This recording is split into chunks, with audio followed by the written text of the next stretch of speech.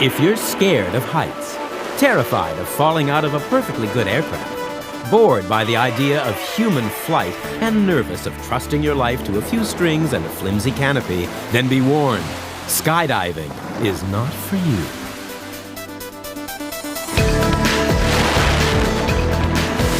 For millions of people, skydiving is the most fun you'll ever have. For others, the dream of flying like a bird is a dangerous obsession.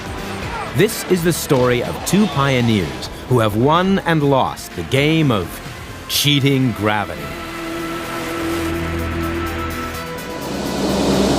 On board this Hercules aircraft is Adrian Nicholas, professional skydiver and aerial cameraman. He films skydive record attempts all over the world. Today, it's Sweden. 18,000 feet! 2 Hercules flying just above the stall, wingtip to wingtip in formation. 107 Swedish skydivers, 6 camera flyers, waiting to try and set a world record. Adrian is one of 6 aerial cameramen who will use helmet-mounted cameras to help judge a formation world record attempt. Come with me! Come see what it's like to really fly! Come into the formation! I see you!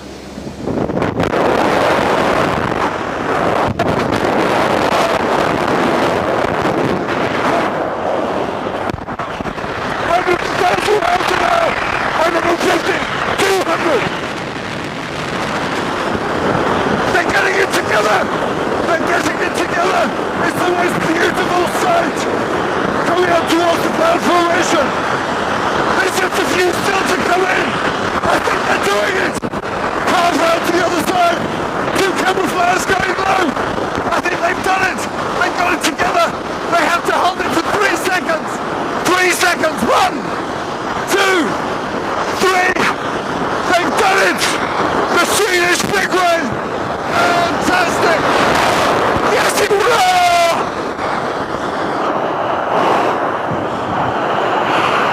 The big Swede! Yes, hurrah! They've got it together! Check away! Get ready to go!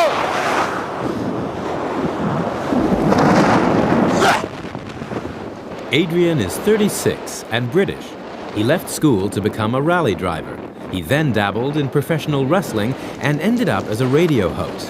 In his spare time, Adrian flew helicopters and planes and picked up a serious skydiving habit. Over 5,000 jumps in 4 years. One day, while skydiving onto the North Pole, Adrian met his mentor, Frenchman Patrick de Gaillardon. In the late 1980s, Patrick invented the sport of sky surfing.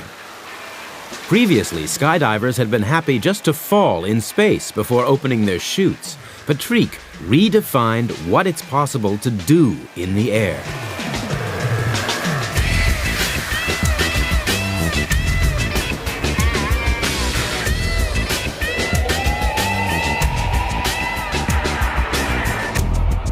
Patrick's grandfather was an aristocrat. He was brought up in a chateau near Lyon, France by his grandmother. His mother was killed in a car crash when he was only 2. As a young man, Patrick made a few jumps, but was less fascinated by the actual parachuting. It was what you could do before you opened your canopy that excited Patrick. What Patrick really wanted was to fly. Really fly. Like a bird. A wingsuit of his design would make Patrick's dream come true.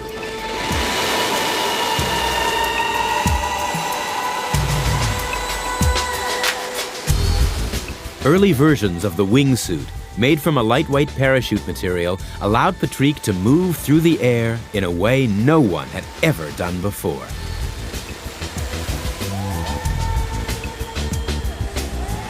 Three years after their meeting, Patrick suggested that he and Adrian team up. He taught Adrian to fly his spare wingsuit, and together, they flew. This was just the beginning.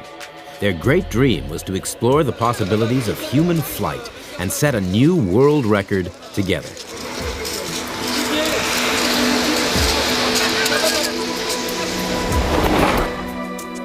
In April 1998, They were in Hawaii shooting a skydiving movie, and between takes jumping the wingsuits. On April 13th, they made a routine test jump. At first, the jump went perfectly. Patrick flying maneuvers in his distinctive orange suit, Adrian beside him in formation, filming. They flew wingtip to wingtip till they reached 3,000 feet. Adrian broke off and pulled his chute. Patrick banked left to open at a lower altitude. Then, on that perfect morning, tragedy struck. Patrick's main canopy couldn't open properly, and the reserve chute became entangled in the remains of the first. He plummeted to Earth. A technical fault had ended his dream. After this tragic loss, Adrian wanted to carry on in Patrick's memory, using the original wing design. With the blessing of Patrick's family, Adrian would attempt a record-breaking flight in his honor.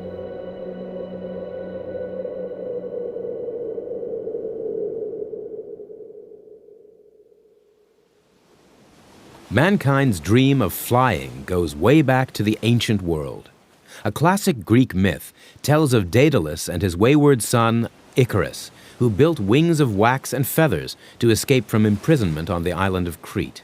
The boy, despite warnings, flew too close to the sun. The wax melted and he crashed to his death.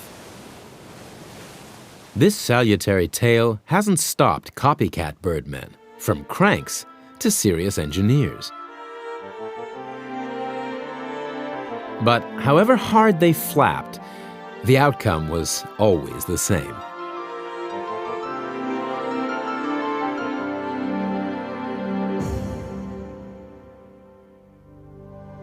In 1912, Franz Reichelt, an Austrian tailor living in Paris, developed a safety device for stricken pilots, the parasuit.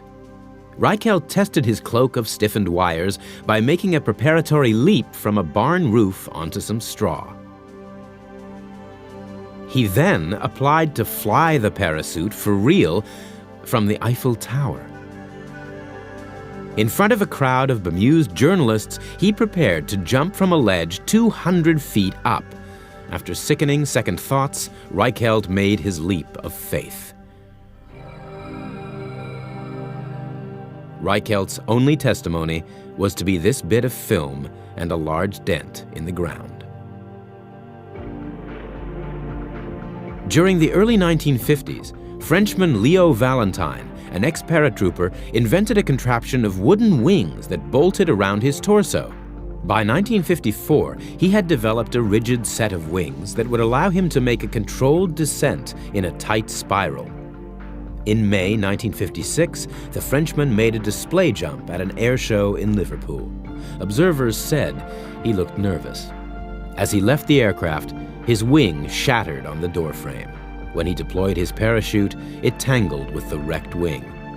Then, his reserve wrapped itself around the whole mess. It was his death shroud. Valentine, the great birdman of France, came home to a hero's funeral.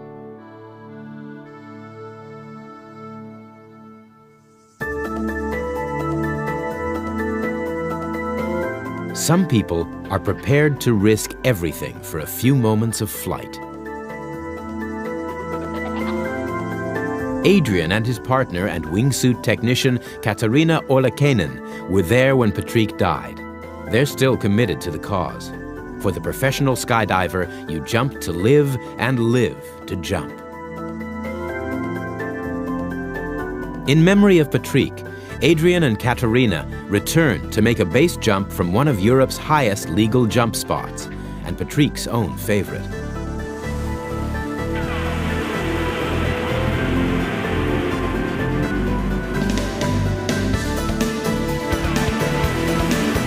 A base jump is from anything that's not an aircraft, and this one's a cliff outside Brento in the Italian Alps.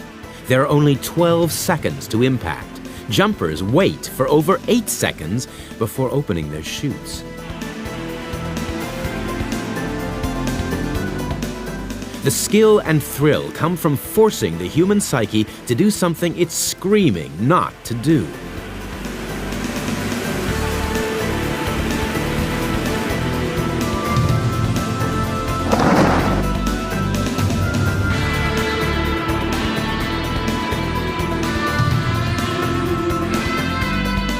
time to get back to business. Adrian and Katerina are ready to kickstart their attempt at the wingsuit world record. Since Patrick's death, Katerina has made some modifications to the original wings. She's also designed a new prototype suit based on the ideas she and Patrick had. Adrian needs to test fly both. Tucked away in the countryside of southwest France is a massive motor in a huge concrete tube that curves around an area the size of a football stadium. This is one of Europe's largest wind tunnels, and it's run by Onera, the world-famous French research center for aeronautical engineering. A propeller the size of a two-story house is capable of generating a turbulence-free air blast at 400 miles an hour. Normally, planes and space rockets are tested here, but today the scientists have a Birdman. Onera is going to give us the first chance to really see how my wingsuit is working. We'll get a real close look at the wings and see how they react under different circumstances. It's going to save us hours and hours and hours of fruitless testing in the air.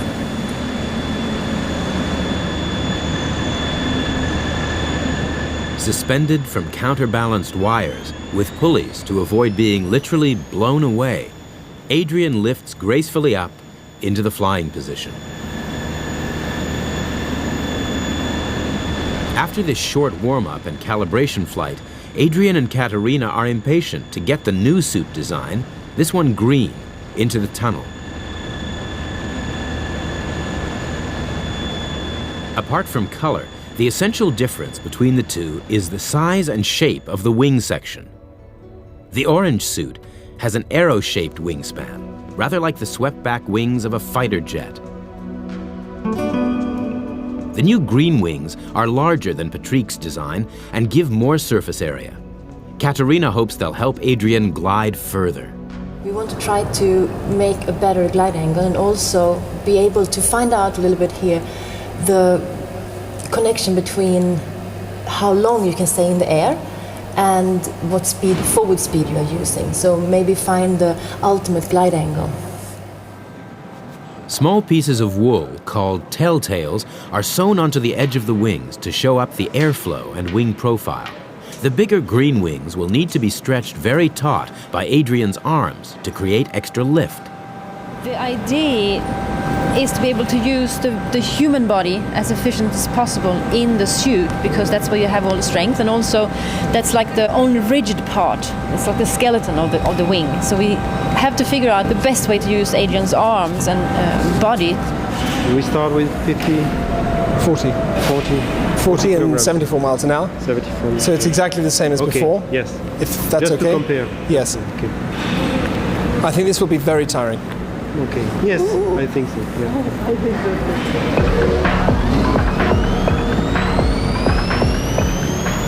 It takes enormous physical strength to fly the suit. The new wings are not only larger than the orange design, they have to be held much further forward into the wind blast.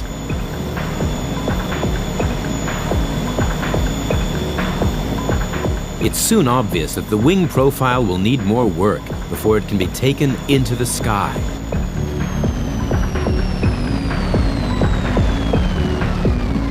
When you have The Onera scientists are on hand to analyze the tests so far. They explain to Katerina that the secret of Patrick's small wings is a vortex created above them during flight. One-third of the Concorde lift is obtained by vortex. Yes, due to vortex on the wing. This vortex is on the wing and gives a lift with a... The Concorde-like design of the orange suit creates a spinning or vortexed airflow above the wing. When flying fast, the vortex produces lower air pressure above the wing, giving the wings lift. This means Adrian is truly flying. The testing process has proved human arms just aren't strong enough to support wings big enough to maintain a climb. Past Birdman disasters illustrated this. The tests have also shown how Patrique's wings create an airflow that produces lift. The orange suit is the template to build on for the world record attempt. Since the tunnel costs $35,000 a day, Adrian allocates the rest of his time to testing his orange suit.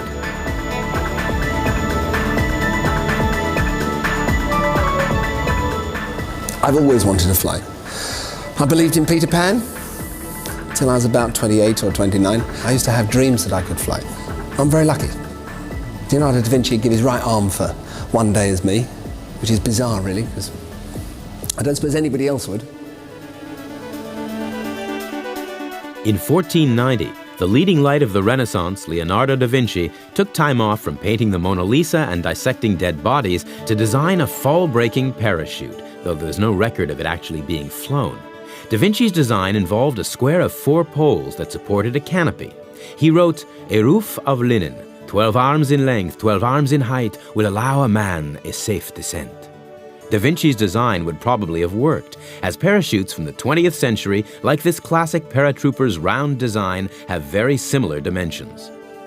During the 1960s, the sport of landing on a precise marker took off. A radical new design of wing-like canopy was born. This incorporated a series of self-inflating cells, forming a rigid aerodynamic surface. Known as the ram air parachute because of the way air is forced into the canopy, the chute now had real flying capabilities. Throughout aviation history, the parachute has been man's primary non-mechanical form of flight. In 1797, Frenchman André Garnerin, a pioneer of the early ballooning craze, made the first ever parachute descent. Garnerin chose the center of Paris to inflate an unmanned hydrogen balloon and attached a simple parachute to it by rope. Watched by a fee-paying crowd hungry for horror, Garnerin climbed into a basket suspended below the parachute.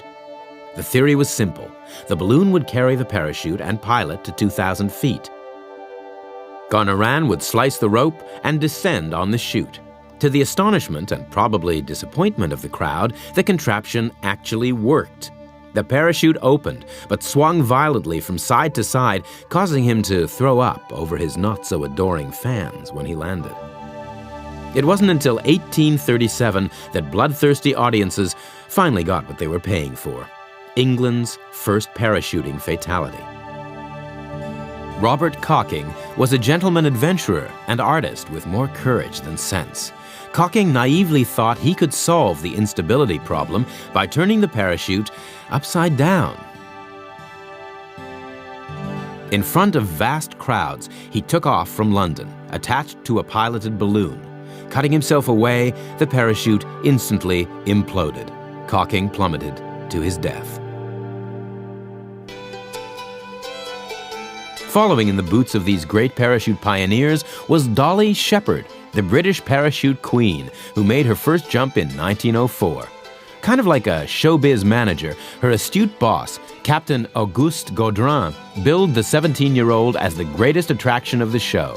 Dolly then jumped for nearly a decade from both hot air and gas balloons. Each time she was paid the princely sum of $5. With her daringly sexy knickerbocker costume, she wowed crowds of up to 20,000 all over England. Dolly would take up her trapeze bar, no harness in those days, and ascend to 4,000 or 5,000 feet, waving a silk Union Jack. The parachutists were the pop stars of the day, and Dolly was mobbed with offers of tea, gifts, and even marriage. In 1908, Dolly hit the national headlines, making a double jump with first-time parachutist Louis May. Both girls were to pull away on separate parachutes from the same gas balloon. They rose to 3,000 feet. The crowd waited with bated breath for the double jump, but no parachutes mushroomed. Louis' chute had failed to separate from the balloon. Dolly instructed Louis to swing across and cling to her. This was the first mid-air rescue in history. But they landed so hard that Dolly was paralyzed. Yet, within a couple of months, she was jumping again. Dolly lived well into the era of the professional skydiver. She died in 1983, aged 96. Today, the crazy skydive show goes on.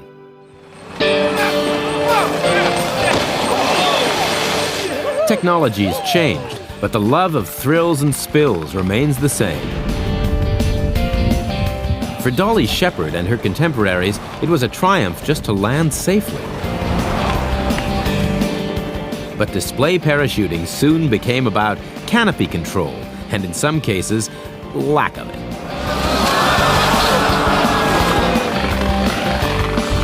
It's called pond swooping, and that's basically what you do. Skim the water for as long as possible. These competitors are pushing the Ram Air chute to its flying limits.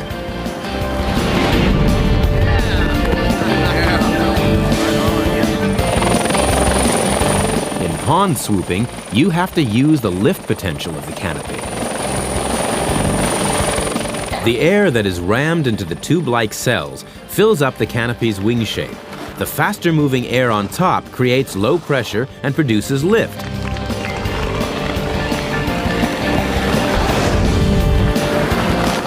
To win at this game, you have to wait till the very last second to pull the nose of the parachute up, then fly as far as you can without stalling.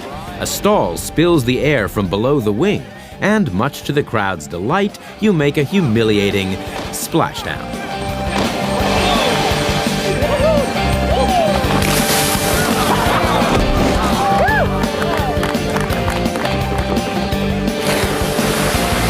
Nobody told me you could get wet in this sport.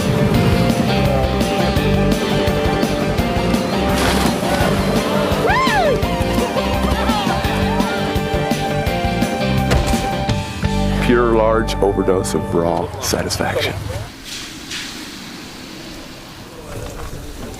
Raw adventure has made skydiving a booming business. At an air base in Sweden, Adrian and Katarina's flying skills have been called on to film a major skydiving event. Today, it's 107 Swedes hoping to come together in the biggest single-nation mid-air formation in history. Hours are spent practicing on the ground, or dirt diving. It's better to make mistakes here than at 18,000 feet. I'm going to depend on you when I get my back. Adrian and fellow cameraman Tony go through their camera moves. Tony will film an official wide shot from which the event will be judged, while Adrian gets the free fly camera. You'll pick me up on my second lap. Imagine any other camera person has a tripod and all this other nonsense that he has to cart around and try and move people into his view. Who wouldn't want to be able to have their hands free and every part of their body free and just move your head any orientation, any place you want in a totally three-dimensional way to try and record something? To get 107 skydivers into the air at once, simply call the Swedish Air Force.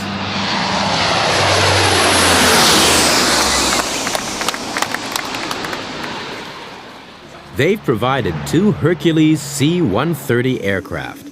There's plenty of room for over 50 skydivers in each.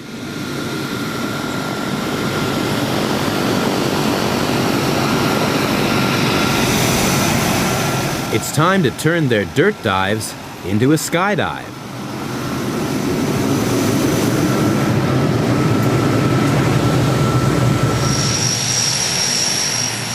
This world record attempt is a national effort, and it wouldn't have been possible without the skilled formation flying of the Hercules pilots.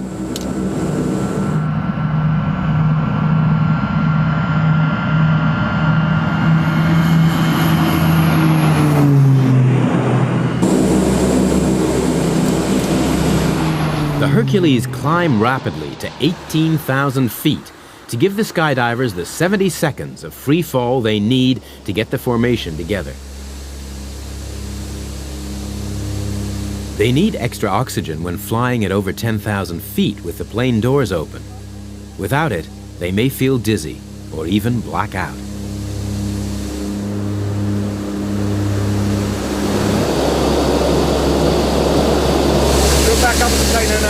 A few final instructions. It's time to leave by the back door.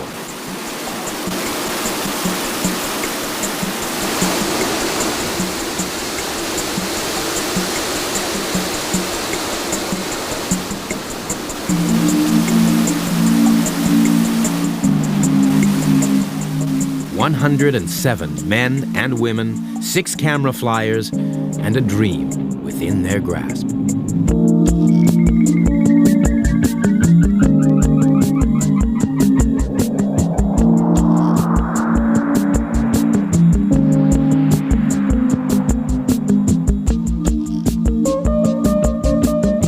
The skydivers will accelerate to an average speed of 120 miles an hour, the terminal velocity for their standard freefall body position.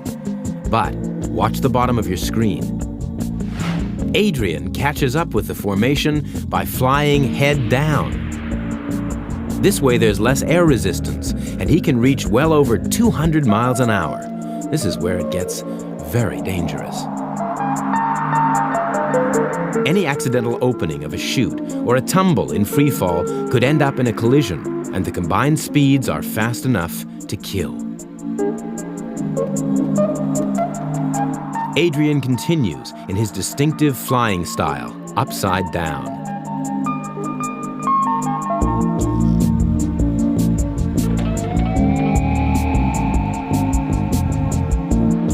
Many skydivers are astonished to see Adrian flying like this. In theory, if you point your body vertically to the ground, you should fall faster than anyone in the conventional belly-to-earth position.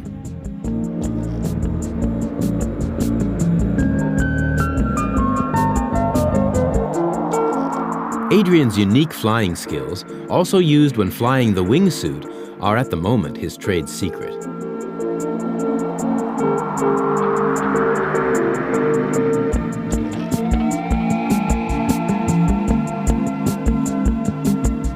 When the person in the center opens their chute, it's time for the whole formation to break up.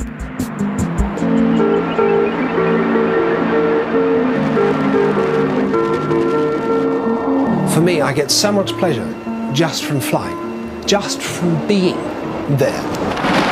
Imagine if you're filming Formula One, but you're given a car to join in the race to get the special angle. That's what it's like. In August 1998, 107 of Sweden's top skydivers linked together in what they call the snowflake. They held the formation for over 8 seconds, 5 more than the record books require. The event was captured by 6 camera flyers and is a new world record. It's even more remarkable considering formation skydiving was only discovered to be possible a few decades ago.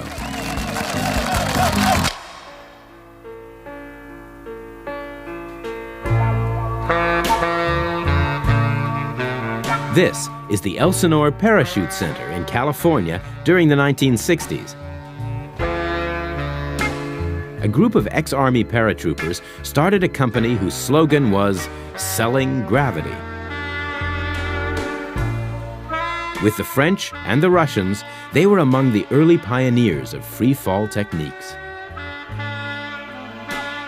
Before, it was a question of just falling through the air, then opening the canopy.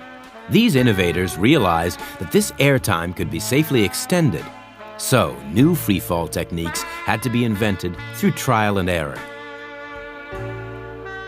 Their efforts seem clumsy now, but they were inventing the wheel of skydiving. Finding a stable position in freefall is kind of like learning to ride a bicycle. At first, impossible. Tiny movements will flip the body into a spin, but it's incredibly easy once you learn how.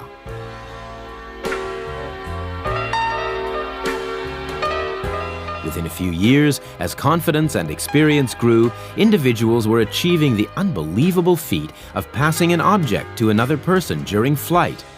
The modern sport of skydiving was born.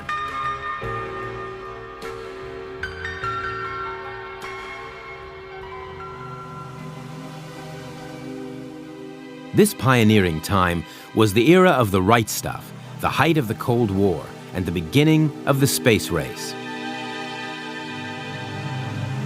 The U.S. Air Force was conducting a series of experiments to see if they could recover astronauts or rescue pilots from high-altitude spy planes.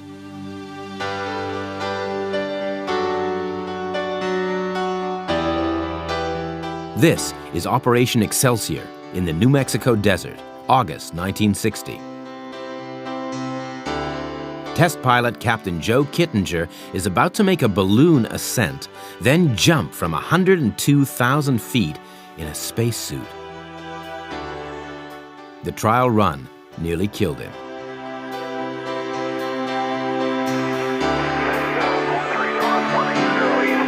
This is his third attempt. 20 miles above the Earth, Kittinger left the balloon and started a drogue-stabilized freefall that was to last for 4.5 minutes. The longest skydive in history. In the near vacuum of the upper stratosphere, his body accelerated to 714 miles an hour, breaking the sound barrier. A sonic boom was clearly heard from the ground. He floated to Earth and into the record books.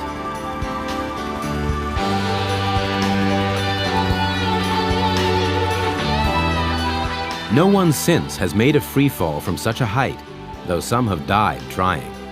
Joe Kittinger is still going strong today, and in 1984, he became the first man to fly solo over the Atlantic in a balloon.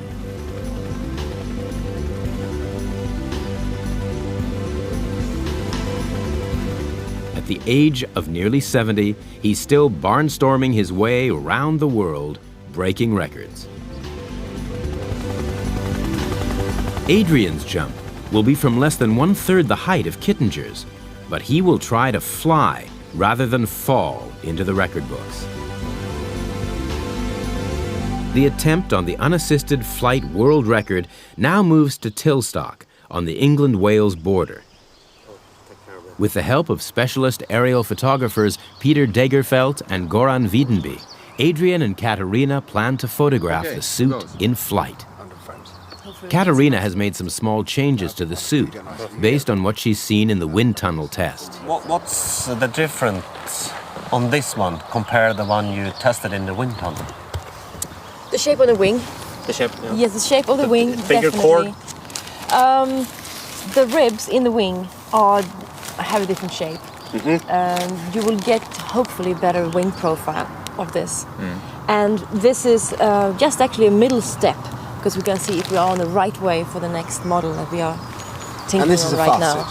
And if I can start to give my wish list, I would like to see the wings as much as possible from above to see really how they inflate and how they work. And if Adrian has a good trajectory, he will have a lot of speed when he passes by you. So I swoop you, and then I come down to Peter and I swoop Peter. Yeah. Katarina wants to film some experimental flybys to look at the shape of the wings in action. Adrian will zoom past the two cameramen at a blistering 120 miles an hour. What I'm very interested in too is the angle he's flying in and how the wings are working in different angles of attack, just like an airplane. Yeah. If you're using flaps or if you're using an ailerons a lot or whatever. How about the safety? If we have a collision, which way do you want? Which way do you want to have the safety zone? When in doubt, go left. We won't be in doubt. Let's go for it. Yeah, let's go. Katarina is looking for information to help refine the wings. She needs to see Adrian's arm position when the wing fabric is taut in full-speed flight. Then, she may be able to expand them more successfully than the wind tunnel prototype. It's going to be a difficult afternoon for Peter and Goran. There's no way they're going to be able to fly forwards at 120 miles an hour with Adrian.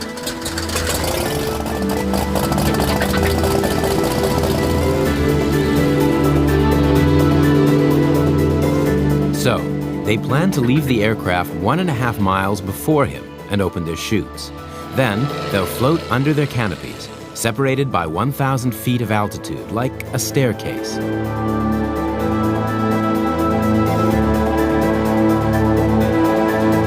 This way, they can film Adrian as he screams past.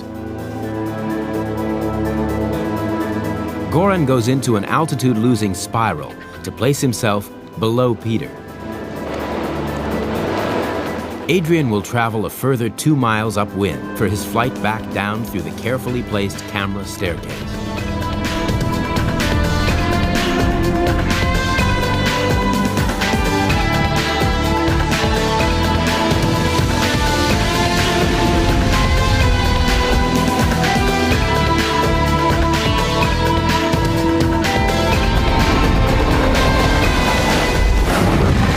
For Adrian, this first test flight went very well.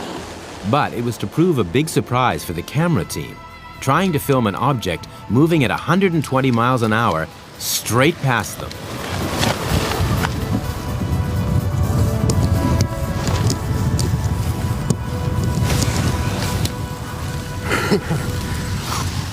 They frightened me to death.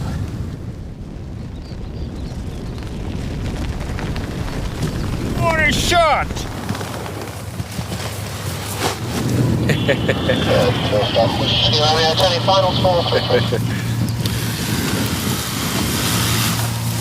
Yahoo! I had a really good one. Did you? Wow! And I can see how he turned around to go for you again, like a spiral. Wow! Uh-oh, okay. So we were too close to each other. Yeah, we should have more Really good, separation. But I waited 40 seconds. Then I went, and I pulled a 9.5 grand. It was so hard to adjust them. He's coming. Yeah. He's coming. He's coming. No. Yes. Wow. Did you make a barrel roll towards me? Yeah. Yeah, I could tell. That is, he's barrel rolling. So I had to do some hiding. Yeah. I should have got my The problem is, Adrian's flying so fast. The wind tunnel had shown that the wing shape created a vortex of air and gave lift only when he flew fast.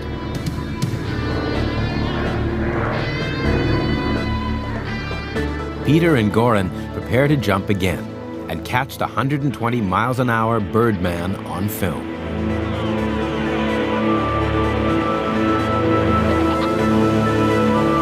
To help them get the pictures, Adrian flies with a smoke canister attached to his leg.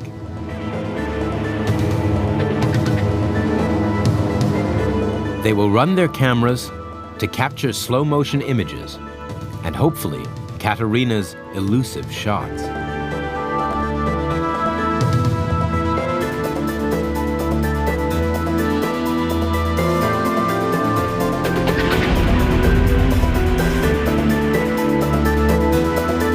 Peter and Goran get the shot, and Katarina can analyze the suit in flight. At 120 miles per hour, the hollow ribs in the wings are inflated by the air being forced or rammed in through the vents, the same principle as a ram air parachute. This gives the wings rigidity in flight. Katarina is sure that in the future she can increase the wing size. Although, looking at the pictures, she thinks Adrian is flying his current suit to its maximum capacity. He's ready to go for the world record attempt. However you look at it, the wingsuit is dangerous. Until Adrian gets out of the wings, he can't fly his parachute at all. If he has a malfunction, he will have to cut away the main chute and pull the reserve, which he's been forced to do 3 times already.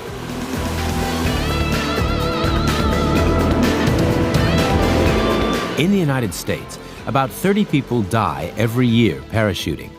But there'd be many more if it weren't for the fact that you can cut away your main chute and call upon a reserve.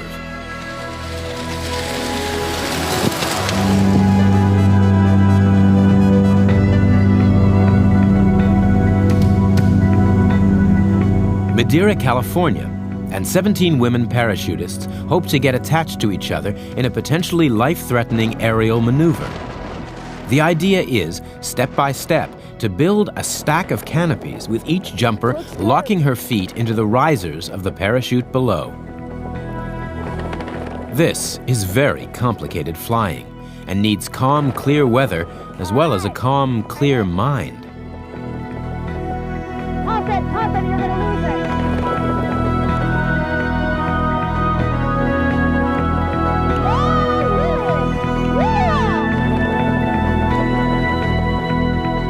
Finally, the tricky maneuver is complete, and the women can enjoy flying in perfect formation. But keep your eyes on the lower half of the stack.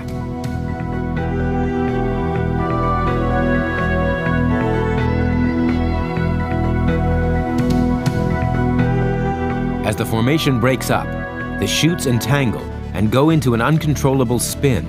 It's only quick thinking and equally quick reaction from jumper Becky Livingston that averts disaster. Becky pulls her cutaway handle and cuts herself away. Moments later, she deploys her reserve chute.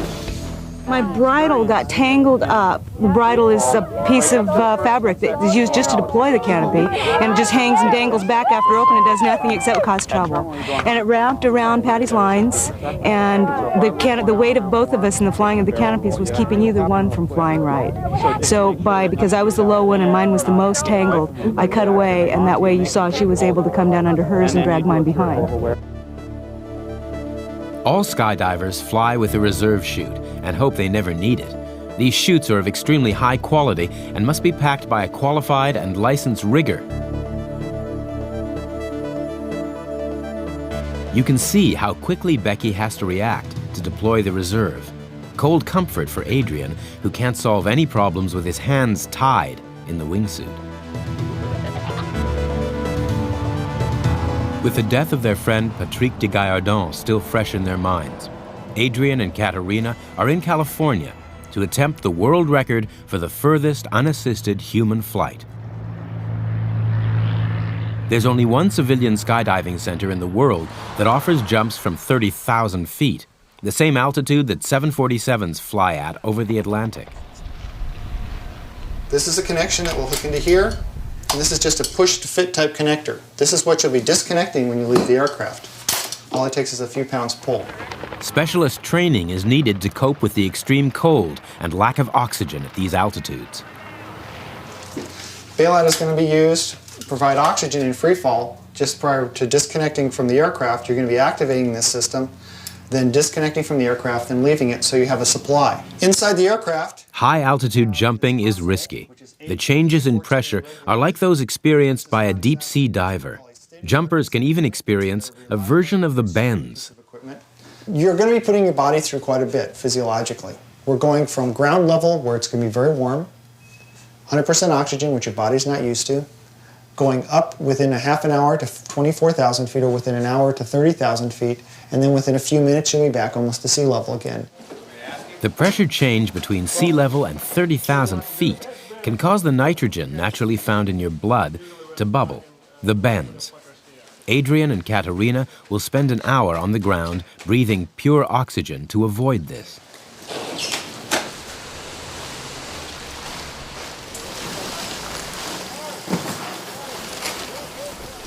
If you're going to jump from 30,000 feet, it's very good procedure to pre-breathe for an hour before you go to that sort of altitude to make sure there's absolutely no nitrogen left in your system. You're saturated with oxygen within a few breaths. Blood saturated with oxygen also helps to avoid hypoxia, or oxygen starvation.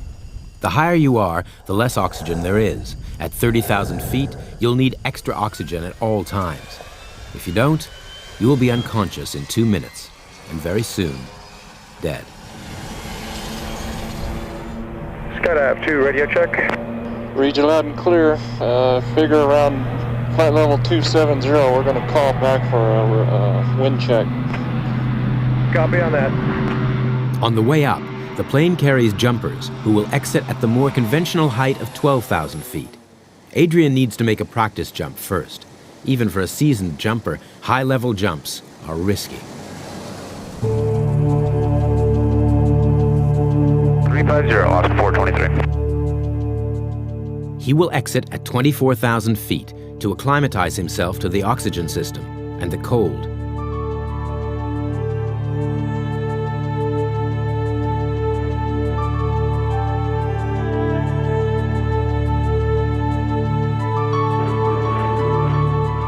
Restricted by the wingsuit and the very high airspeed of the plane, Adrian's exit is far from perfect.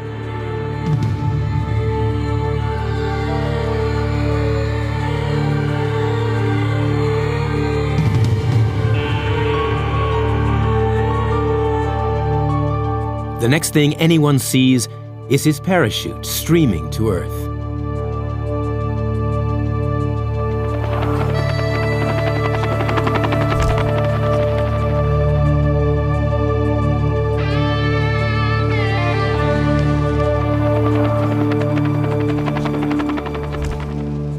He flew for 20,000 feet, but when he deployed the main chute, the twisted lines spun him all over the sky in wild gyrations. He just had time to cut away a wing before he could cut away his main canopy and open his reserve. Sorry. Give me 2 seconds. It gets pretty busy. I cut away because I couldn't breathe. I'm trying to get up to it and I can't. And it's just... It's impossible to untangle a parachute when the wings are still attached.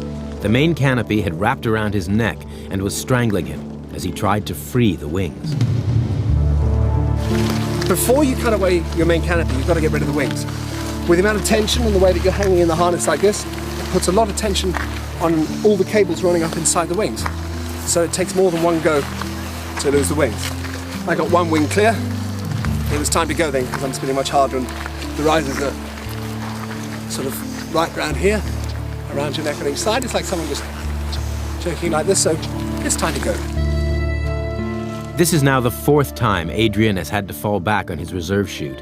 As the saying goes, any landing you walk away from is a good one.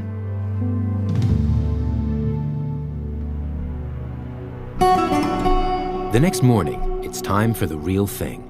A 30,000-foot jump and an attempt to fly further than any other human being in history. It's been a long night for Adrian and Katerina, and naturally, with Patrick on their minds, they've been going over the risks of this record attempt. Life is a risk. There's a huge risk in life. The biggest risk in life is that you'll waste it. Is that you'll be 80 years old and kicking yourself saying, if only I'd done this, oh, I wish I'd done that. The biggest risk in life is that you waste your opportunity of living it. Despite everything, they plan to go ahead. They have checked, modified, and rechecked the wings. They have tested every aspect of the suit. But when you're cheating gravity, it's never without risk.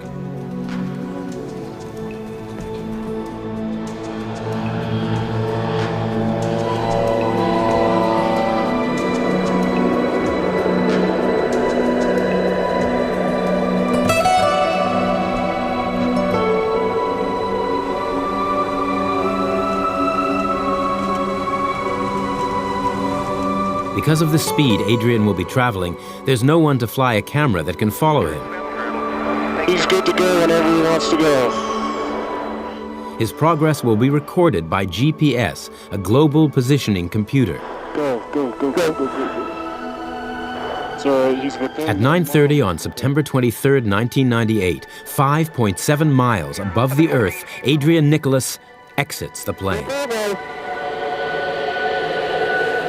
Oakland Center, Kilo 170 Alpha, we have all skydivers away.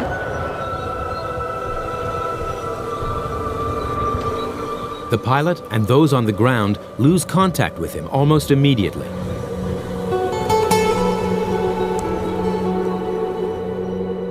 No one sees his chute open.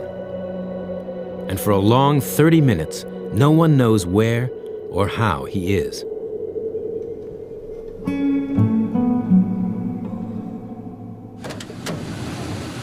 Finally, he's found walking along a farm track 5 miles southwest of the airfield, far beyond anyone's expectations. Where have you been? Halfway around the world and back. There's a huge crosswind. Flying crabbing sideways to stay over the road.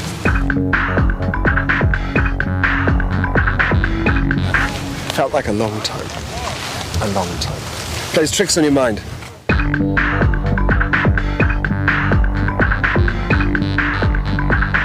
It's not a sensation you normally get making a skydive.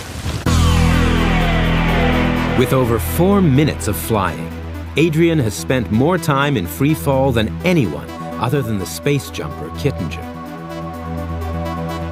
But more importantly, he's traveled 9 miles from the point he left the aircraft. The GPS computer confirms the distance as a world record for human flight.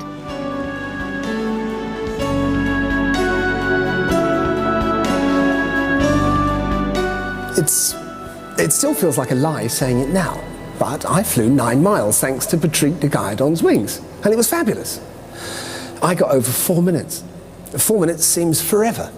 It's wonderful. It's beautiful. You see the ground rushing past underneath you, and you really travel. You hear the speed in your ears. I've waited to do this for so long. So thanks, Patrick.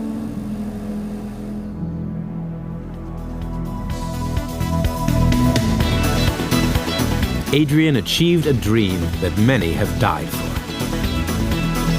With the wings invented by Patrick and the support and ingenuity of Katerina, Adrian has put himself in the record books. His own brand of athletic skill and determination have made him the first human being to break all the rules. Adrian has flown further than any other human being.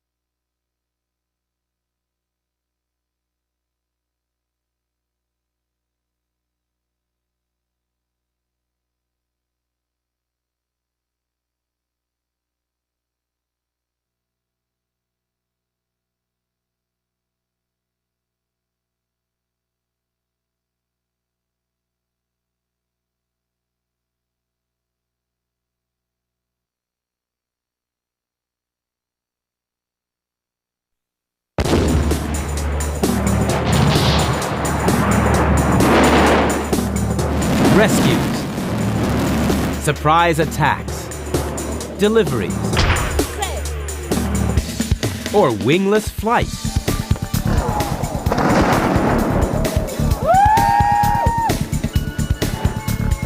Harnessing gravity, making history, or just having fun. This is the extraordinary story of the parachute.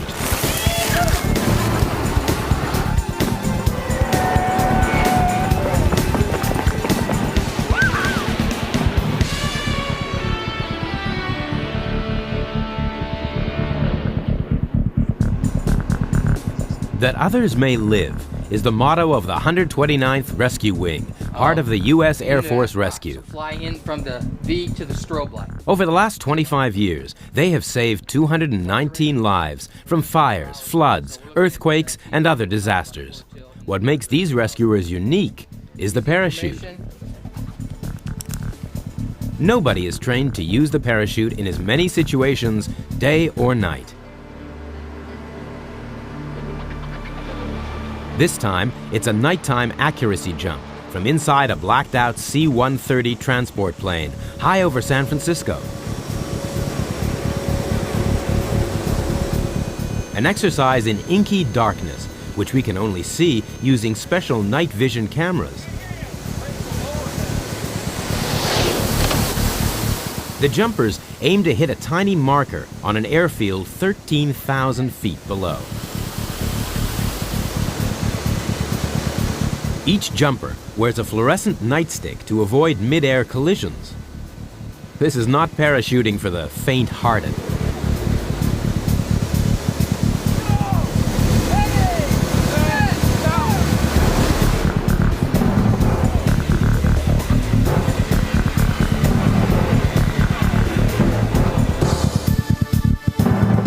The biggest danger at night is from objects that the human eye can't see. Wires, trees, and in some cases, the ground itself. Now, is that a team jump or what? Your biggest worry is maintaining situational awareness. You have no visual cues. Accurate landings after a difficult night flight are quite an achievement, and the relief from the jumpers is clear. It was so fun. That is about the most fun you can have with your clothes on, and it'd only be more fun if you could do it naked.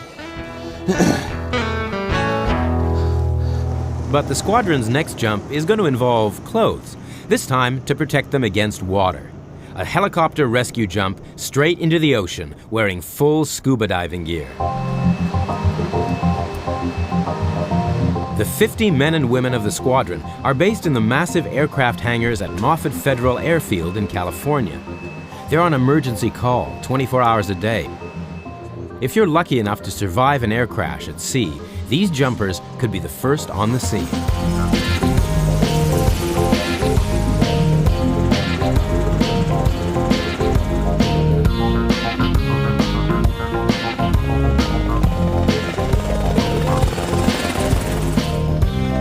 Because the para-rescue team can be called upon at any time and any place, the jumpers are trained to use both types of parachute, the square and the round.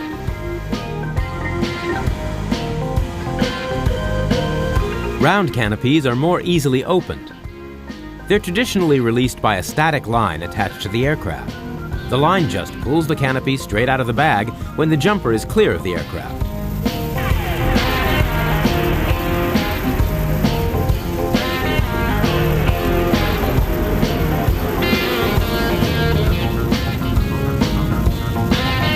The round canopy doesn't steer very well.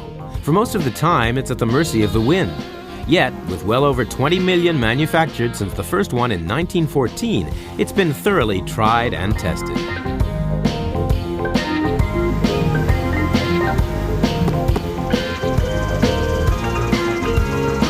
If you want accurate steering and maybe a little more fun, then the square chute gets the vote. The para-rescue team use it for landings on awkward terrain and for high-level jumps.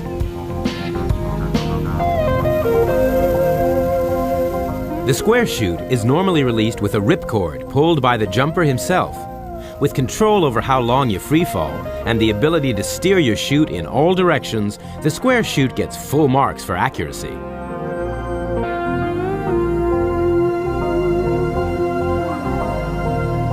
Both designs have got our rescuers to the water safely. The square chute lands just a few yards from the survivor.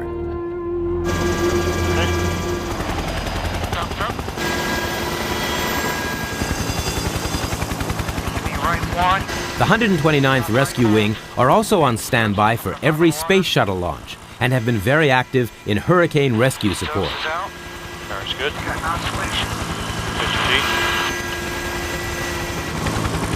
Round or square, ripcord or static line, all parachutes evolved from designs first drawn by visionaries such as Leonardo da Vinci 500 years ago. Da Vinci's triangular tent was not to fly for another 300 years when Frenchman André Garnerin made history's first recorded human parachute descent from a balloon in 1797. New designs often failed with fatal results, but in the 20th century, the round design became the canopy that saved lives and carried men into battle. Now, it's evolved into a square or flying mattress of inflated cells known as the ram air.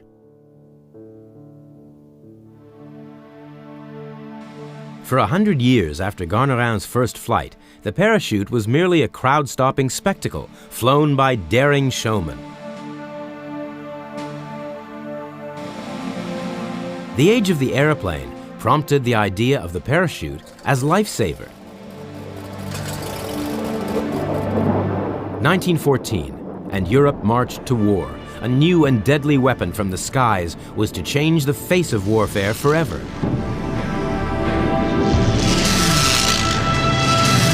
Pilots initially took to the skies armed with shotguns and pistols, but when the German aircraft manufacturer Fokker mounted a forward-firing machine gun, the tactics of modern air-to-air combat were born.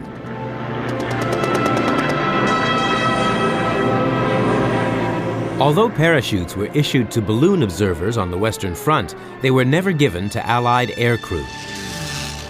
Pilots in trouble simply died in their machines. Military high command viewed pilots as expendable cannon fodder, just like their comrades in the trenches.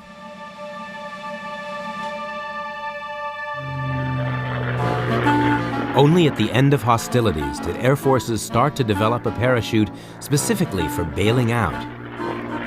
These early tests show the pull-off technique, where chutes were deployed by standing on the aircraft wings. A ripcord handle releases a drogue, or pilot chute, which pulls out the main canopy and in turn pulls the airman free of the plane.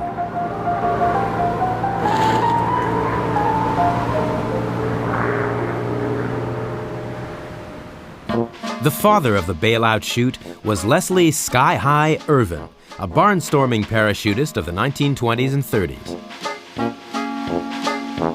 Irvin produced a fail-safe product that would open under almost any circumstances. He was the first man to prove conclusively that a human would not pass out during freefall.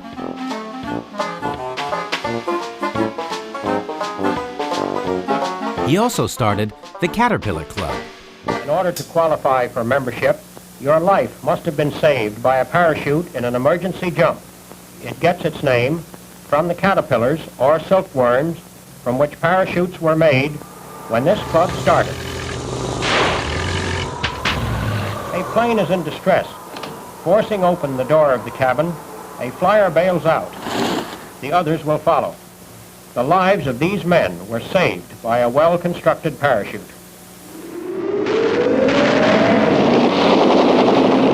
World War II was the first international conflict where control of the air would be decisive.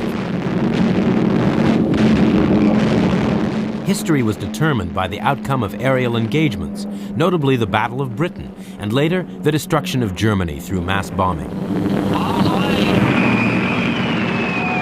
During the war, over 100,000 lives from all nationalities were saved by the parachute. In fact, the parachute was to save England in her darkest hour. During the Battle of Britain, 180 Allied pilots were being shot out of the sky a week.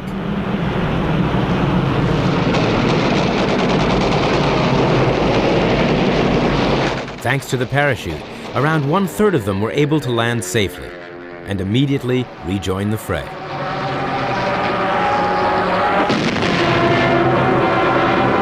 When pilots were few in number, this was a vital saving of a precious resource.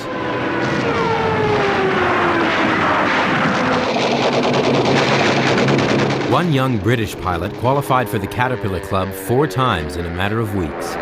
Sadly, he was killed, bailing out too low for the 5th time.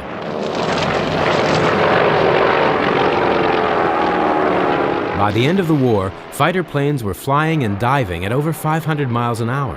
Due to the speeds and G-forces, bailing out became almost impossible.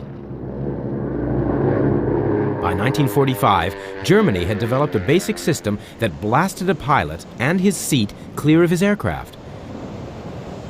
But it was British company Martin Baker, which in 1965 began the major development of ejection seats.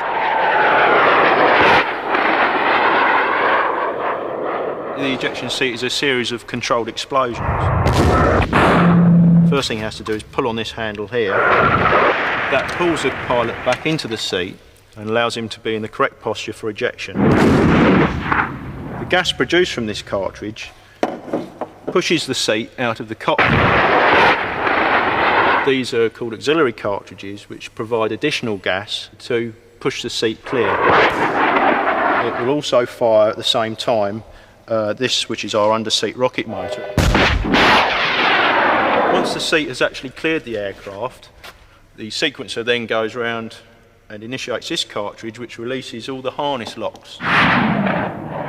As the pilot descends on his parachute, there's this last cartridge here, which is mounted on his personal survival kit and allows him to land on the ground without breaking his legs.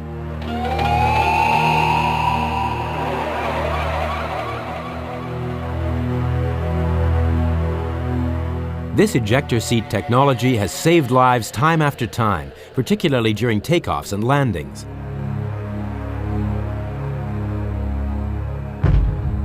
World War II pilots could bail out and be ready to fly within hours. But the modern jet pilot is often lucky to walk away from the violence of an explosive ejection. Few pilots offered to test the seats during development. An exception was André Allemande, who in 1951 tried to test ejection at high altitude and at a speed of over 600 miles an hour. Allemande's legs were not strapped to the seat. He smashed them on the inside of the cockpit and then subjected them to further trauma when they flailed uncontrollably in the slipstream. This brave test pilot was in no shape to walk away from the ejection and spent the next month in the hospital. Nowadays, an ejection seat pulls the pilot's body and legs into the seat with automatic straps. Another great tester was Doddy Hayes. On the 1st of April 1961, he carried out the very first zero-altitude, zero-speed ejection in history. The seat was fired by pulling a canvas screen over the helmet. This kept his body position upright, as well as protecting his face.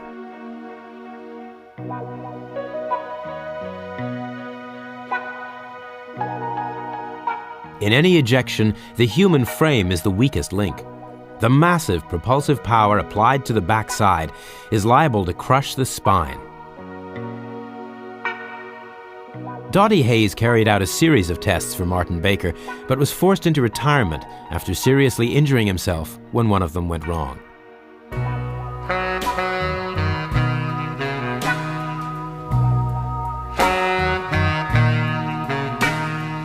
Today, specially constructed runways fire replica cockpits down a track.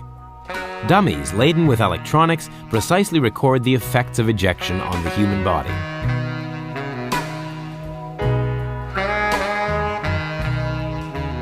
A drogue chute stabilizes the pilot in freefall.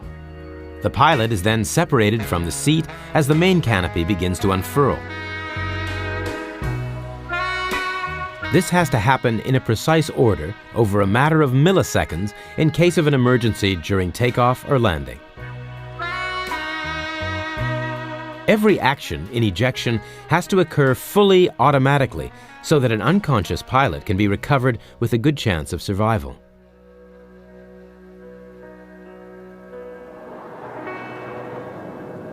The French army at Cazaux specializes in putting aircraft and weapon systems through their paces.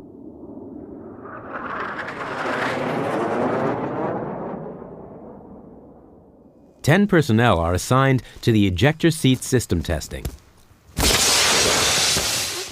Their commanding officer is Captain Alain Legendre, who designs and perfects ejection seats for the latest fighter aircraft for the French Air Force. Legendre has to personally test all the equipment to ensure it's compatible. Life jackets have to inflate properly, and nothing must snag on helmets, harnesses, or G-suits. 5, 4, 3, 2, 1, top! The lives of thousands of future flyers are in his hands. Not to mention the francs of the French taxpayer. Every pilot costs around $10 million to train. Pas de problème de mobilité de tête, hein. Ça fonctionne bien.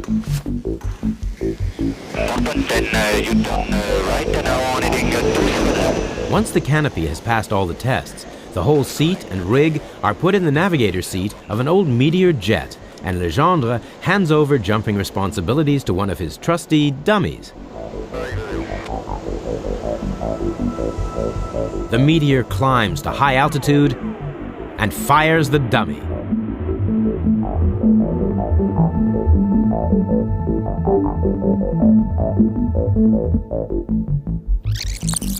Moteur fusée. Each test ejection is analyzed frame by frame. The timing of each critical moment is logged. Grande altitude. Le premier grand diamètre en 2,09. Here, Legendre records the first big opening, the moment the parachute starts to work. For a brief moment after this, it will begin to close again, only to be properly forced open almost immediately. Et stabilisation 404. All round parachutes exhibit this effect. It's called squidding. Film of real ejections is extremely rare.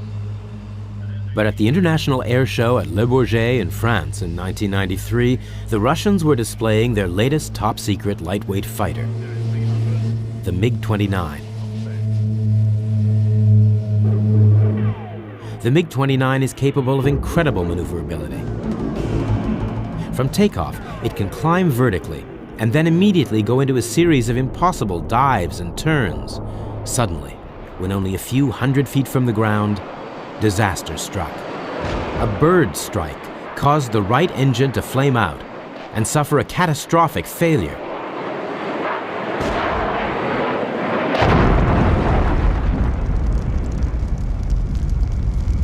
Everything had happened so quickly that the Russian delegation had not even seen their man eject. They were convinced he was dead. Miraculously, the pilot walked away with only a few superficial bruises. Look at the accident again. When the plane is in a dive, and only when the crowd is safe, the pilot ejects. As he leaves the aircraft, the chute is fired away from the top of his seat by the rocket. If the pilot had ejected a split second later, he would have been killed instantly. But this escape is all the more remarkable, since if he had ejected a second earlier, he might also have been killed by the effect of squidding. Here, the pilot is saved during the first big opening. If he'd been a bit higher, the chute would have squidded and dropped him straight into the ground.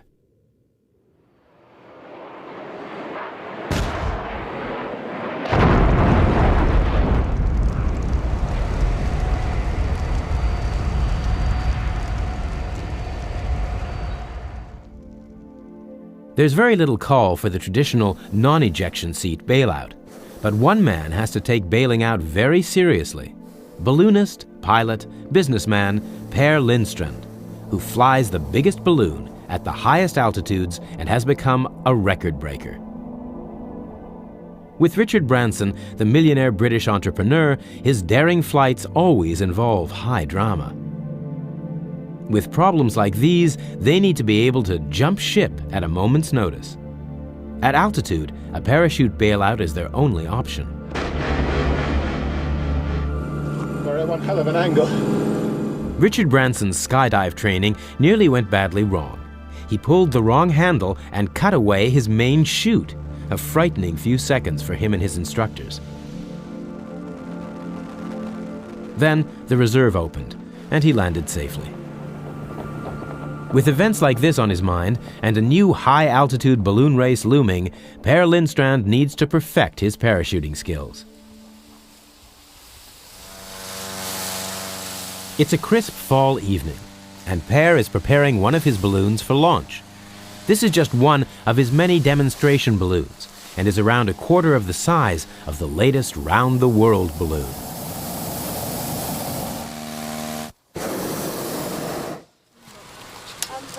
Per wants to practice jumping from this balloon as a first stage in his training. A team of professional skydivers is here to take him through his paces.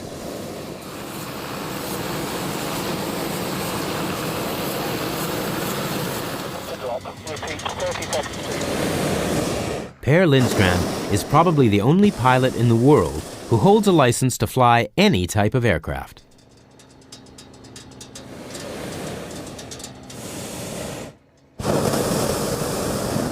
Although the difference between this recreational balloon and its round-the-world equivalent is akin to that of a pickup truck compared to an Indy car, the experience of leaving a stable platform at altitude with no airspeed is very similar.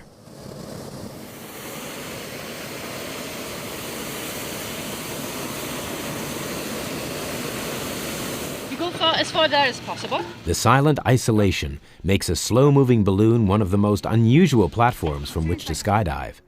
But if you can bring yourself to do it, it's also extremely exhilarating. Go! Wow!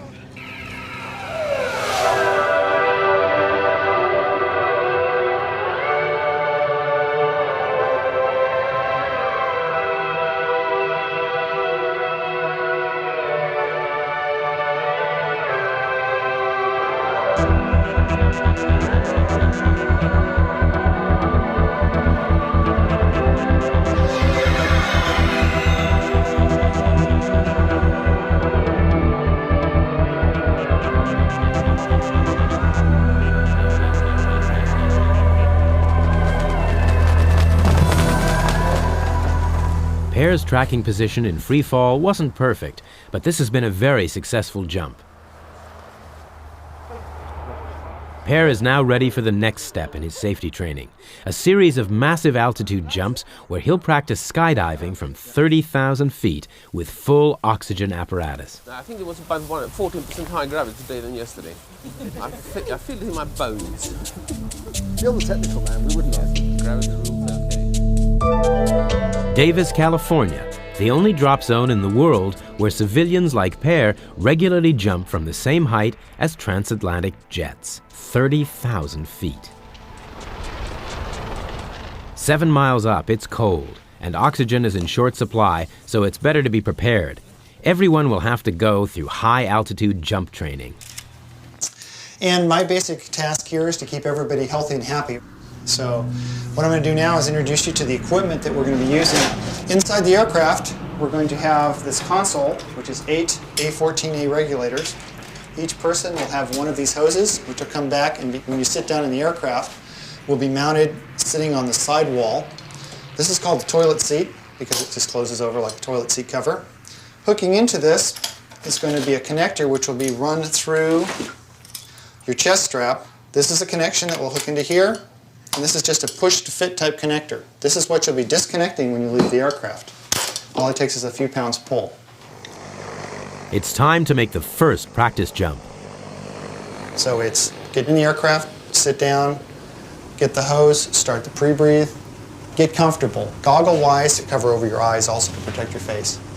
The first jump will be from a modest 24,000 feet, still twice as high as most skydives. Accelerating within seconds to 150 miles an hour, Pear is going to be in for a shock. Okay, release jumpers, good to go.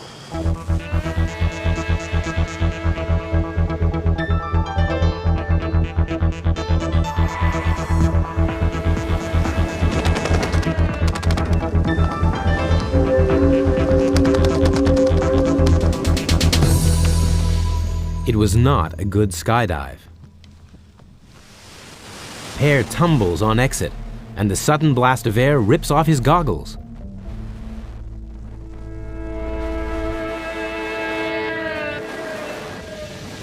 It's no fun being at 24,000 feet, minus 25 degrees, doing 150 miles out with no goggles. So I was flying on alternately one eye and the other. The wind chill creates a tear-freezing blast. Pear has to cover each eye in turn to stop them freezing shut. And on top of it all, he loses his oxygen mask with the violence of his chute deployment. So I didn't have a good skydive at all. But that's what we're here for. We're here to find out all that sort of thing. Another day, another skydive. But today it's the big one, 30,000 feet up in the sky.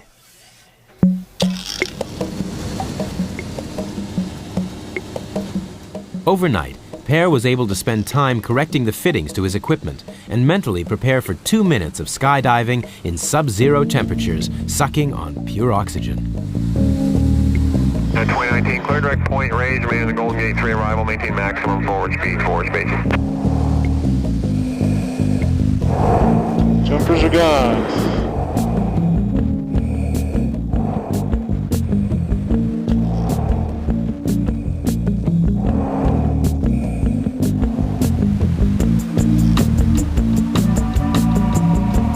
Practice makes perfect.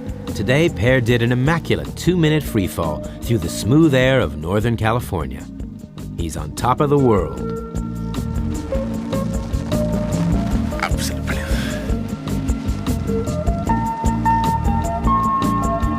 Best skydive of my life.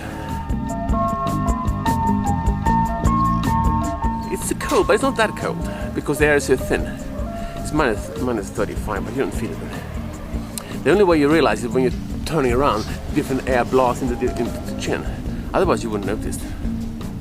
Nah, it's yesterday was a bad one. This is perfect. God, man, what a nice day. It's a good day to be alive, man. Good day to be alive. Parachutes may be a way of saving lives, but they're also a way of living life. 5, 4, 3. This is base jumping.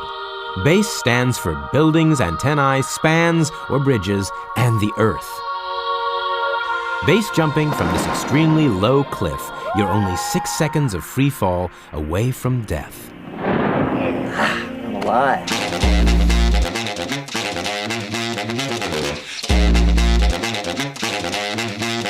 I knew it.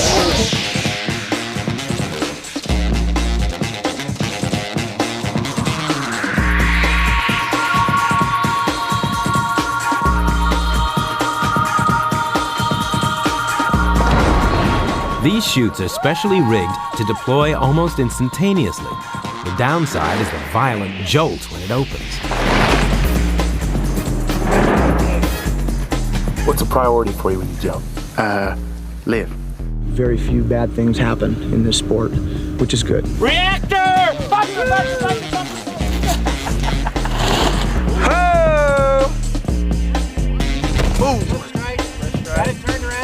Fly it, fly it, fly it, fly it! It's very, very safe, safer than driving.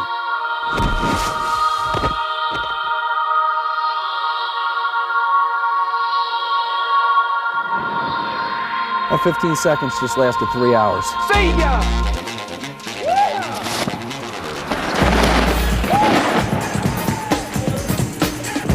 No tolerance for mistakes. We love life more than most.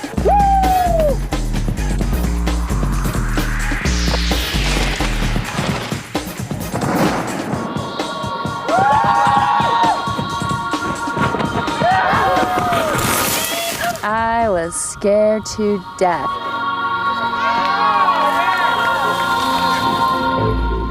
The parachute may give some the ride of their lives, but for others, it's just a way to get to work. Every year, 10,000 forest fires burn around the world. Many of them are in wilderness areas.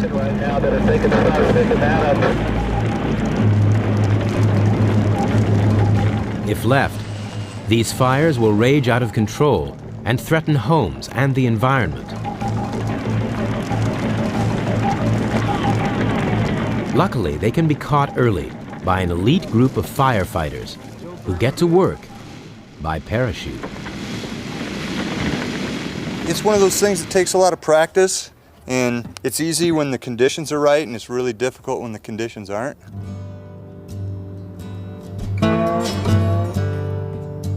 This base in McCall, Idaho, is the world's largest single base, with 70 jumpers on standby. It's a busy time at the peak of the fire season, and the last jump is always the one you want to talk about.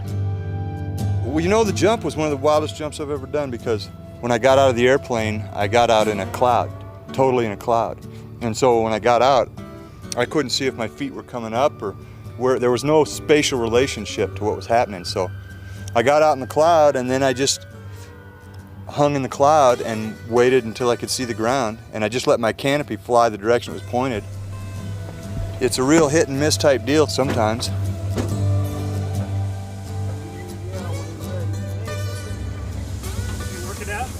Okay. Smoke jumpers constantly assess and test their chutes for flying ability. Pulling on the left toggle here.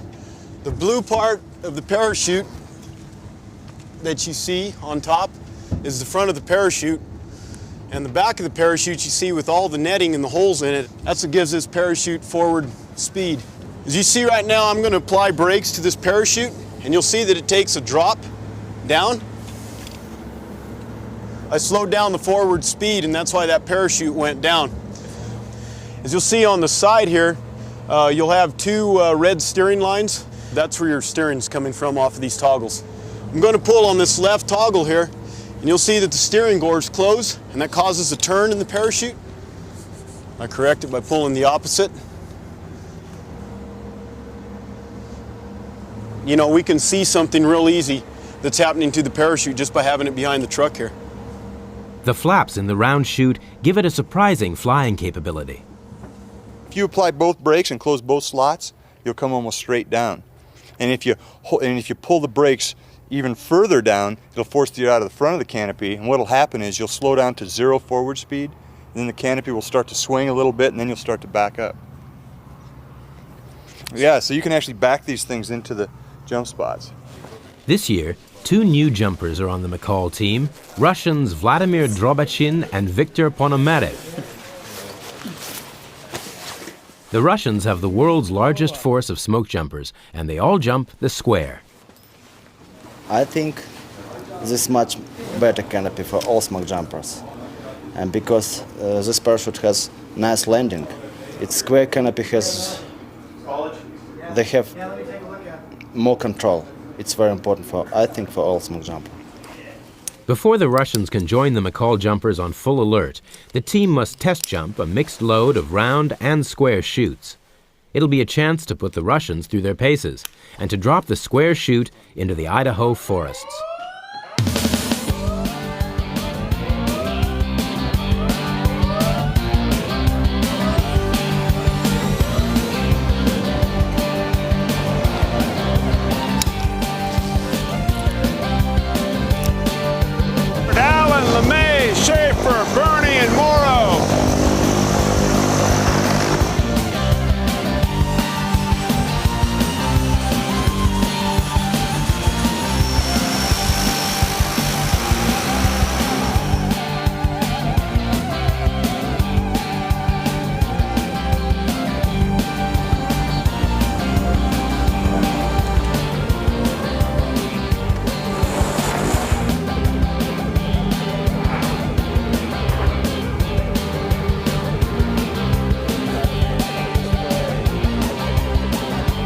Right, Vladimir. Perfect.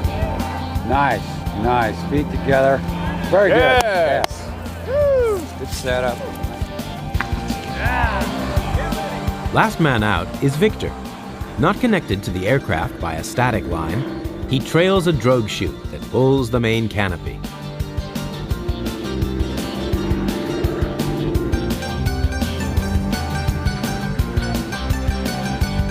Here, Victor pulls on his right-hand toggle, putting his canopy into a tight spiral and losing height in order to pick a precise landing zone. The question of round or square will continue to rumble. Safety is paramount. As flying skills and technology improve more and more, smoke jumpers look to the high performance of the square. Overall, I think most smoke jumpers would say they'd prefer the square canopy if they were to have their choice. I'm very happy today. Happy man. Smile. Yes. Very, very.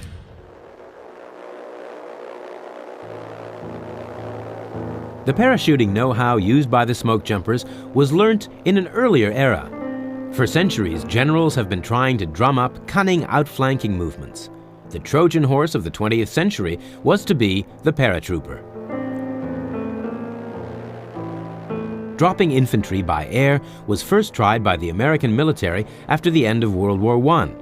Abandoned because it was considered far too risky, it took the Russians to put the idea into practice. In 1935, the Soviets started making mass drops.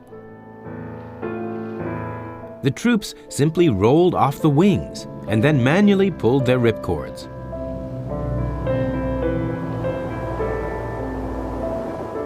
A contingent of British officers observed this exercise and were not impressed. They thought it was a pretty stupid way to go to war.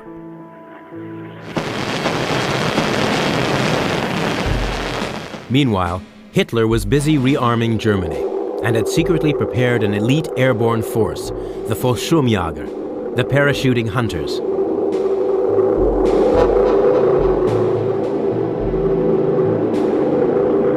The outbreak of war and lightning-fast attacks by German paratroopers on mainland Europe were a prelude to the only major battle won by airborne forces alone, the invasion of the Mediterranean island of Crete. German troops adopted the static line method of opening canopies, which allowed very fast exits. In May 1941, 20,000 lightly armed troopers dropped into Crete by parachute and glider. They defeated an Allied force twice their size. But German casualties were high, so Hitler never again used his paras in an airborne operation.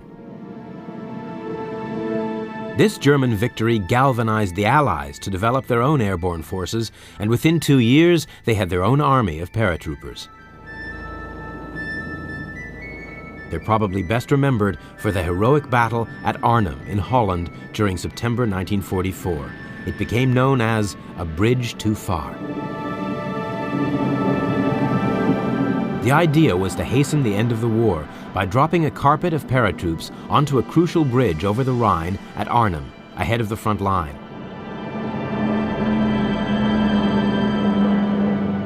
3 divisions parachuted into action and took their objectives, holding them for the planned 2 days. But of the 10,000 paras of the 1st Airborne, only 3,000 made it back. It was a full week before the Allied tanks could reach the bridges, and without armor and supplies, the troops were left desperately exposed. Corregidor 1942 and disaster as the Japanese flag flew over this island fortress of the Pacific. Captured enemy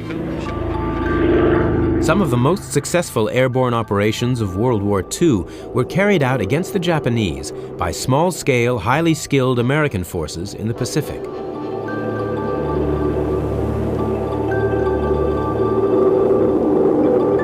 In February 1945, 1,000 American paras carried out a daring raid by dropping directly onto the Japanese island fortress of Corregidor, guarding Manila Bay in the Philippines.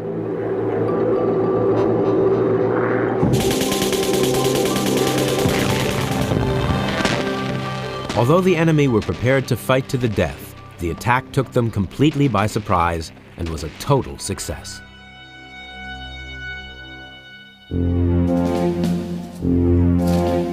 Today's airborne forces expect to be deployed anywhere, anytime, in any theater of war.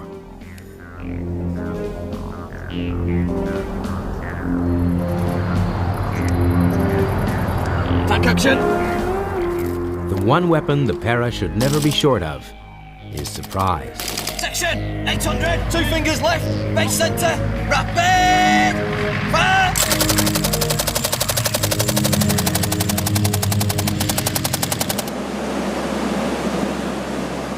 But flying in undetected is becoming more and more risky. Drop aircraft are sitting targets for missiles because they have to fly up into radar levels in order to unload their troops.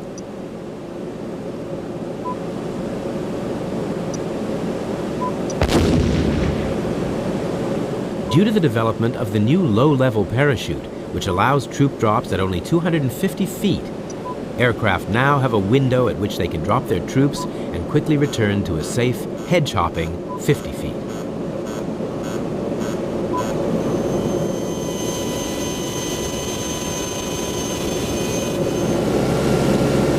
Around 70 troops are crammed into the fuselage of a C-130, laden with weapons, supplies, and bulky parachutes. All the men are equipped with the low-level parachute, but the safety of this canopy does little to calm their nerves. On operational drops, you can statistically expect casualty rates of up to 5%.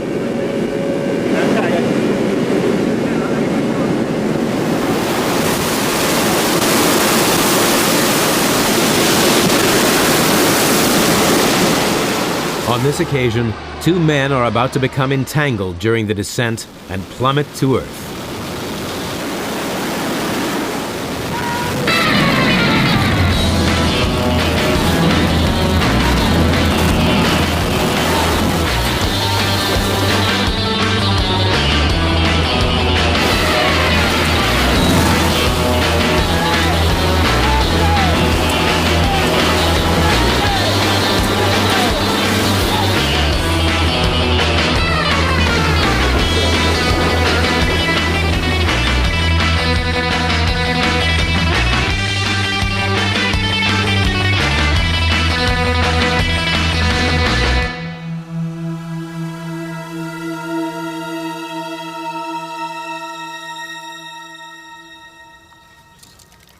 Luckily, both men should make a full recovery. But between them, they suffered 3 broken ankles, a shattered leg, a smashed pelvis, and 2 crushed vertebrae. As the medevac ferries the casualties off to the nearest hospital, their comrades can do nothing but take up their positions. Come on, hurry up!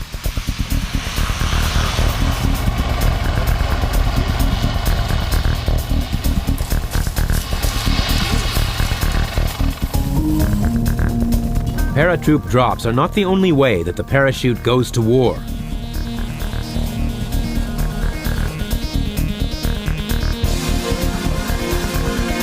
These high-tech weapons use the latest in computer designs and explosives to deliver their punch.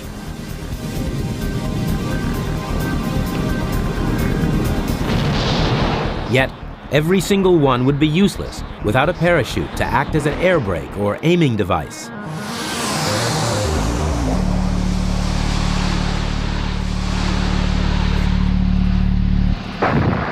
The parachute's incredible braking abilities mean that large loads can be delivered without an aircraft even having to land.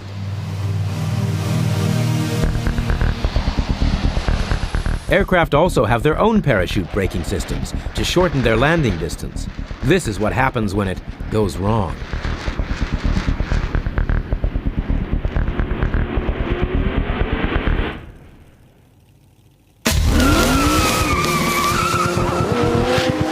Seconds from now, in a civilian pursuit, a chute will stop 2 tons of metal traveling at 200 miles an hour.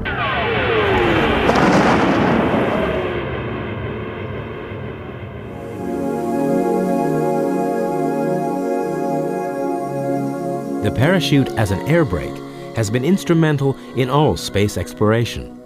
This is the International Space Station, which will be constructed over the next decade. A taxi and rescue service spacecraft called the X-38 will ferry up to 7 passengers at a time back to Earth.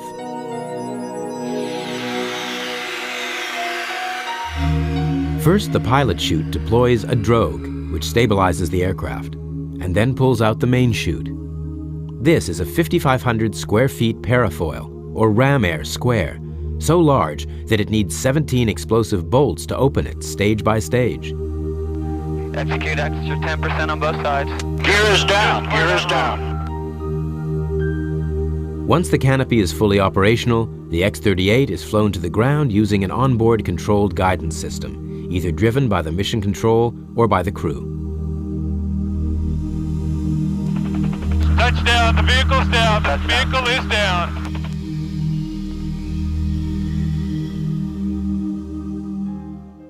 In the year 2004, the European Space Agency's Huygens probe will explore Titan, Saturn's largest moon. On entering the hostile atmosphere, a pilot chute will deploy the main at a speed of Mach 0.8, just short of the speed of sound.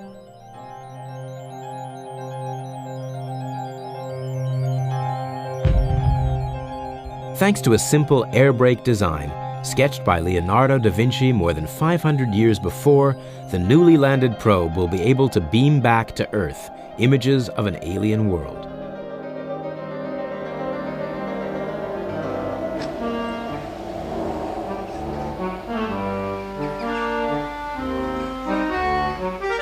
Toulouse, in the south of France, is the home of the French aviation industry, and not surprisingly is also the birthplace of the parachute for the new millennium, one that combines 2 distinct disciplines.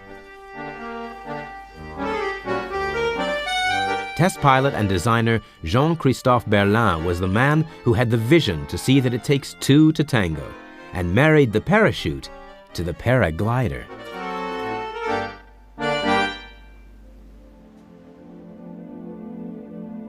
The paraglider is a ram air wing that can only be launched into the wind, kind of like a kite, from the side of a mountain or hill. This highly sophisticated glider climbs on warm air and has extremely responsive flight characteristics. What parachutists want is a canopy that flies like a paraglider, but can be released from a bag with the simplicity and safety of a conventional parachute. Our dream is to make the skydivers also paragliders at the same time. You see, this is a real parachute, but it flies like a paraglider. Not many people thought that we could succeed making such a shape cleanly deployed in the air. I think it will introduce the parachuting sport into a new world. This revolutionary design is so aerodynamic that for some test flights, Jean-Christophe didn't even need to leave the ground. No other chute can open in freefall and then fly quite like this. When you're under your canopy after your freefall, when you've really excited your skydive, then you can also get very excited in flying such a ram air canopy.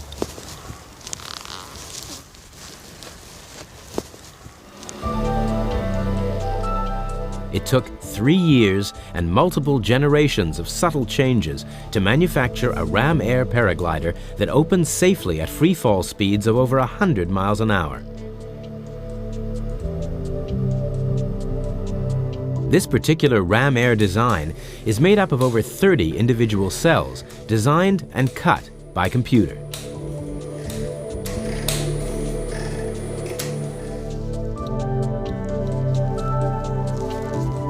When air is forced or rammed into each cell, they inflate together to form a rigid wing, giving this parachute a unique capability of lift.